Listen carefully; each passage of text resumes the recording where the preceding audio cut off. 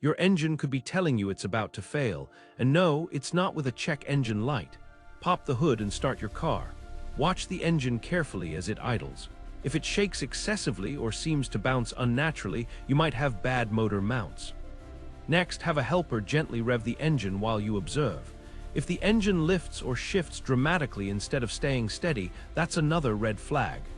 Loud clunks when shifting gears, more proof.